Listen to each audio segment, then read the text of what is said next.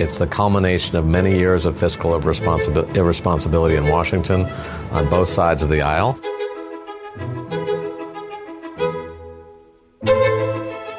Viva! Está com o Expresso da Manhã.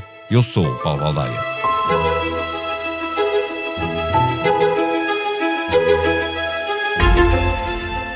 Resolvida a crise do subprime e na Europa a crise das dívidas soberanas, seguiu-se um período de juros muito baixos que só inverteram para combater a crise inflacionista pós-pandemia. Agora há uma persistente turbulência com o epicentro numa Casa Branca belicista a pressionar a inflação e os juros.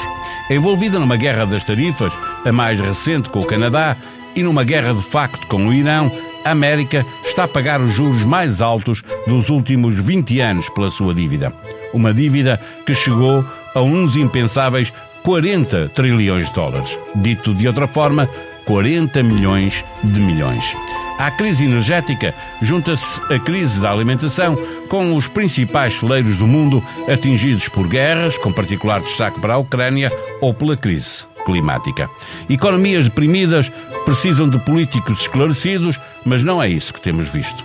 Na análise que o New York Times fazia ao momento económico neste fim de semana, para lá de lembrar que a taxa de juros baixos acabou, defende-se que a ressaca económica pode estar apenas a começar. A Europa não está melhor e Portugal, mesmo estando nos antípodas da última crise, acabará sempre por sofrer as consequências. Orçamentos expansionistas e bónus aos pensionistas só por milagre. À procura de perceber em que pântano estamos metidos, conversamos com o economista Pedro Brinca, professor na Nova SBE. Ora então, aqui está a continha. Como é que vão pagar? Eu é com cartão. Telemóvel. Relógio. A voz. Anel, por favor. Com certeza. Saber receber é o segredo do seu negócio.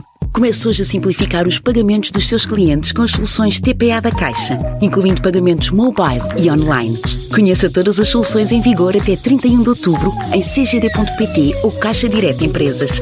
Caixa, 150 anos virados para o futuro. Caixa Geral de Depósitos S.A. registada junto do Banco de Portugal sob o número 35. Viva Pedro Brinca. Há um alvoroço nos mercados de dívida pública, com destaque para os Estados Unidos, que estão a pagar os juros mais altos em 2 décadas. Em que é que esta realidade da dívida está a afetar ou vai afetar a vida dos cidadãos? Bem, em primeiro lugar, importa lembrar que se os Estados pagam mais por dívida, significa que têm que pagar esses juros. E esses juros são pagos ou com esses juros extra, ou vão ser pagos com impostos mais elevados, ou com corte nas despesas, inclusive em serviços públicos, o que quer que seja. Por isso, obviamente, que isto é uma variável muito importante e, de facto, isto aconteceu nos Estados Unidos, disputado pelos 40 bilhões de dólares que atingiu a dívida pública americana, o que levou os juros a 30 anos a atingir 5,34%, o nível mais alto desde 2007, mas isto não foi só nos Estados Unidos. Se nós olharmos para a Europa a Alemanha também colocou dívida a valores historicamente elevados, a França também está em uma situação extremamente complicada, ou seja, isto há inclusive até um trabalho do Banco de França que mostra que 40%, cerca de 40% dos efeitos deste aumento de dívida e da consequente aumento de juros nos Estados Unidos propagou para a Europa em cerca de 40%. Porque os mercados de dívida estão naturalmente ligados, e obviamente que aquilo que acontece nos Estados Unidos afeta-nos na Europa. E com o problema da inflação mal resolvida, há o medo de ela se tornar persistente por causa dos preços, sobretudo por causa dos preços elevados da energia, é impossível pensar em baixar os juros no curto e médio prazo? Para já a discussão nos Estados Unidos, quando começou esta crise, está em se eles devem aumentar, porque a inflação ainda está muito acima daquilo que é o objetivo do Banco Central Europeu. E depois também porque os níveis de dívida e os déficits orçamentais das principais economias têm estado de facto em destaque, quer seja nos Estados Unidos, quer seja na França, quer seja na Itália, e isto leva de facto a que os mercados estejam a ter um bocadinho mais de receio em emprestar a longo prazo aos países, porque de facto as contas públicas não estão em boa forma. Tu estavas a referir há pouco que já há um contágio nas dívidas públicas e europeias. O que é que devemos esperar que o BCE faça perante isto que está a acontecer? E, por outro lado, também há uma ameaça de inflação que o BCE costuma levar mais a sério, não é? O BCE não pode fazer grande coisa, podia baixar as taxas de juros, mas quer dizer, neste momento a questão da energia e a questão da desancoragem das expectativas ao objetivo de política, que são os tais 2% de inflação, faz com que uma descida das taxas de juros não seja possível. Aliás, essa é a realidade que a maior parte dos mercados antecipam. Os analistas não antecipam uma descida de juros, antecipam sim uma possível até aumento da taxa de juros do Banco Central Europeu, por isso não será a grande ajuda que poderemos esperar por parte do BCE. A ajuda que podemos esperar são aquelas dos mecanismos especiais de intervenção, como o TPI, o MEE e outros. E esses mecanismos especiais de intervenção têm condições.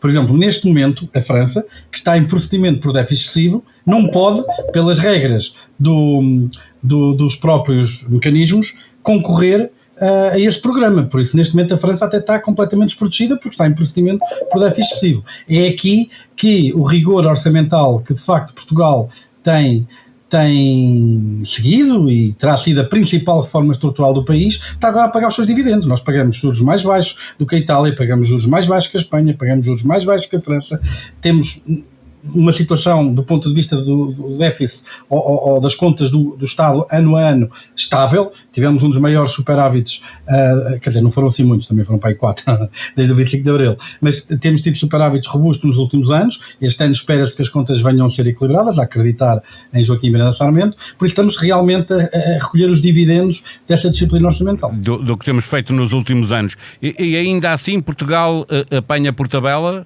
no sentido de estar a pagar juros mais altos, e pergunto já agora se o próximo orçamento não deve trazer boas notícias, não é? É inevitável que tenha uns pozinhos de austeridade e é impensável ter novamente um suplemento para pensionistas, por exemplo? Nós neste momento estamos a pagar 1,9%, se não estou em erro, da dívida sobre o estoque, de juros sobre o estoque de dívida pública portuguesa. Obviamente que ela vai aumentar, as últimas emissões têm estado a 3 e tal. Agora, a maturidade média do nosso estoque de dívida anda perto dos 7%, significa que demora algum tempo até que uma subida da taxa de juros se transmita. Se reflita nessa para tudo. Mas irá transmitir-se, não tenhamos ilusões acerca disso. O orçamento para 2027 já seria desafiador por outra coisa, porque é quando já não há PRR. Como é que vamos fazer com o investimento público? Aliás, isto é algo que até o próprio Fernando Medina já vinha a avisar desde 2021, 2022, que é, tem que haver vida para lá do PRR em termos de investimento público. Nós temos até algumas associações setoriais, por exemplo, das empresas de construção civil que servem, por exemplo, obras públicas, a dizer, com taxas de queda de 40 e tal % de concursos públicos para a construção de obras públicas, a dizer que isto parece 2008, não é? Por isso, o orçamento de 2027... A habitação pode ajudar nesse setor? A necessidade de construção de habitação, não é? Pode, mas o que é certo é que a parte do que eram os concursos públicos para, por exemplo, o parque público de habitação, quer dizer, acabou com o PRR em termos daquilo que são a adjudicação de novas obras e construção de novas obras. O mercado estando robusto e trazendo e querendo construir e fazer, sim, mas quer dizer, nós sabemos que a economia portuguesa tem gravíssimos constrangimentos do ponto de vista daquilo que é a mobilização do aumento da oferta habitacional. Nós oferecemos hoje, será um oitavo daquilo que construíamos há 10 anos atrás ou há 15 anos atrás. Por isso, Portugal tem alguns problemas estruturais no mercado de habitação que tem que resolver, precisamente para que essa oferta se possa desenvolver também. Olhando para o que tem sido nos últimos anos este carrossel do valor dos juros, a economia global, principalmente a economia ocidental, a Europa e Estados Unidos, está viciada no baixo preço do dinheiro? Só funciona assim? É uma boa pergunta, não é? Ou seja, nós tivemos um período relativamente longo, de uns 10 anos, com taxas de juro perto de zero, que é algo que historicamente não era muito normal. Creio que beneficiámos, obviamente, disso, com dívida muito barata, mas existe agora todo um conjunto de fatores que estão a apontar para que essa realidade tenha acabado. Seja porque há aqui uma pressão grande do ponto de vista de envelhecimento e com o envelhecimento das populações, aquilo que acontece é que, de facto, há maior pressão orçamental, porque aumenta os custos de saúde, aumenta a pressão fiscal de financiamento dos sistemas de segurança social, etc. Ou seja, mesmo a questão da inteligência artificial está a ser muito, a oferta de capacidade de computação para a indústria da inteligência artificial está a levar o investimento todo, não é? Que é que falta depois capital a fazer subir taxas de juro, ou seja, e depois outra coisa, quer dizer, se o investimento em investigação artificial aumenta a taxa de juro porque absorve muito o investimento, mas depois elas concretizarem aumentos de produtividade, os aumentos de produtividade também levam ao aumento da própria taxa de juro, porque o investimento é mais produtivo, pode pagar um juro maior. Por isso, tudo aponta, com a questão demográfica, com a questão das dificuldades orçamentais, da evolução das dívidas, tudo aponta para que, de facto, os próximos anos sejam anos com taxas de juros mais elevadas, e isso, a prova disso é que as próprias obrigações a 30 anos, seja na Alemanha, seja nos Estados Unidos, estão a mostrar que são essas as expectativas dos mercados, porque estão a exigir prémios pela maturidade, ou seja, quanto é que pede. Qual é o aumento da taxa de juros por, em vez de emprestar a um ano, emprestar a 30 anos? Está em máximos históricos esse prémio de maturidade. Por isso, são essas as expectativas, é esse o mundo que é esperado pelos mercados. Obviamente que isto é uma grande, perdão-me o estrangeirismo, call to action para os governos discutirem políticas que de facto possam desafiar ou resolver estes desafios. Não é? Para fechar a nossa conversa, nós vimos a administração norte-americana a semana passada a intervir nos mercados a tentar segurar o preço. Isso valeu durante um tempo, mas acabou logo a seguir. Quer dizer que nem a economia mais poderosa do mundo, nem politicamente também o país mais poderoso do mundo conseguem resolver isto para lá do curtíssimo prazo. A soberania está nos mercados, não está nos países? O que é que a administração norte-americana pode fazer? Bem, pode imprimir dólares para pagar a dívida, isso vai criar inflação. Ora, nós temos um Banco Central que é suposto ser independente, apesar de agora ter um governador que é mais próximo da administração Trump. Mas ainda não fez o que Trump queria, não é? E até porque não decide sozinho. Ele tem um Board of Governors, tem um Conselho de Governadores e as decisões de taxa de juros são tomadas de forma colegial. Por isso terá sempre uma luta por parte do Banco Central, se quiser imprimir, gerar inflação para desmonetizar a dívida e pagar esses juros. Sofrerá uma quebra da taxa de câmbio, o dólar valerá cada vez menos, poderá haver pressão noutros mercados para deixarem de usar o dólar como moeda de reserva, e seria um cataclismo para as contas americanas. Os investidores em pânico começariam a inundar os mercados de dívida americana, ela valeria zero. Os Estados Unidos de um dia para o outro teriam que ajustar o déficit ou imprimir, até levar a inflação, sabe Deus para que valor, não é?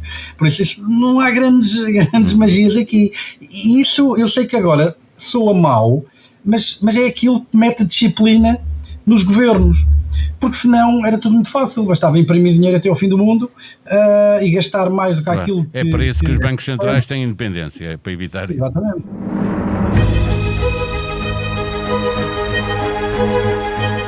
É uma atriz com um sólido e prestigiado currículo na ficção televisiva, no cinema e no teatro. Há mais de 30 anos que um dos seus maiores prazeres são as longas viagens a solo para destinos menos turísticos, sem urgência de regressar.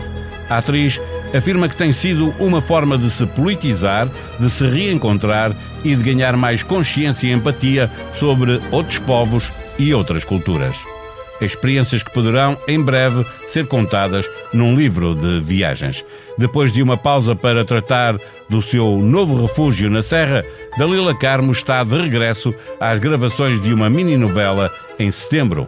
Ouçam-na no podcast A Beleza das Pequenas Coisas, com Bernardo Mendonça, em 2 episódios de uma conversa a não perder. A sonoplastia deste episódio foi de Ruben Tiago Pereira. Nós vamos voltar amanhã. Até lá, tenham um bom dia.